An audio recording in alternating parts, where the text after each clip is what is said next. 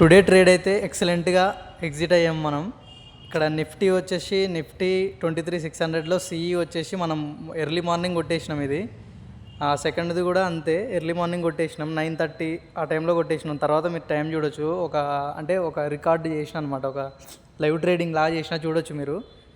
ఇది టోటల్ ఈరోజు ప్రాఫిట్ అనమాట, ఈరోజు టోటల్ ప్రాఫిట్ ఇది. ఈరోజు మీరు డేట్ వచ్చేసి 28 మార్చి అంటే 2025. ఇక్కడ మీకు లైవ్ అనేది రికార్డ్ చేసుకుంటా నేను వీడియో చేసిన అనమాట. అది రికార్డ్ చేసుకుంటా ట్రేడింగ్ చేసిన. ఈరోజు ఎక్సలెంట్ ట్రేడ్ అనమాట. అంటే పిక్స్ పెడితే కొంతమంది నమ్మట్లేదు కదా, ఇక్కడ అర్థమవుతుంది, లైవ్ ట్రేడ్లో అర్థమవుతుంది మీకు. ట్రేడింగ్లో అయితే దాదాపు ప్రజెంట్ అయితే సిచ్యువేషన్ అయితే నిన్న పూర్తిగా కరప్షన్లో ఉంది, అస్సలు బాగాలేదనమాట.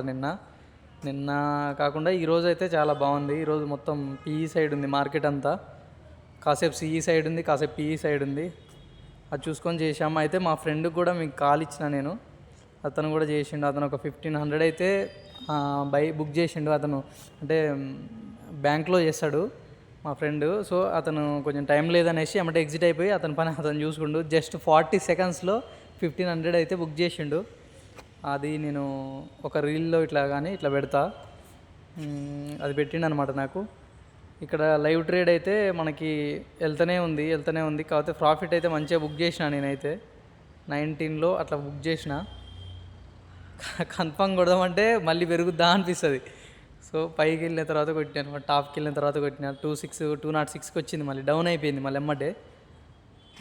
నెక్స్ట్ ఈ ట్రేడ్ తర్వాత ఇంకో ట్రేడ్ తీసుకున్నా కానీ అది రికార్డ్ చేయలేదు, మర్చిపోయిన రికార్డ్ చేయడం అది. కాకపోతే మీకు ఫోటోలో ఇక్కడ చూపిస్తా. అది 1905 అనేది ఫస్ట్ అయిపోయింది కదా, సెకండ్ మళ్ళీ 1695 అది అయిపోయింది. ఈ విధంగా అయితే ట్రేడ్ అయితే ఈరోజు అయితే సక్సెస్ఫుల్గా చేశాం.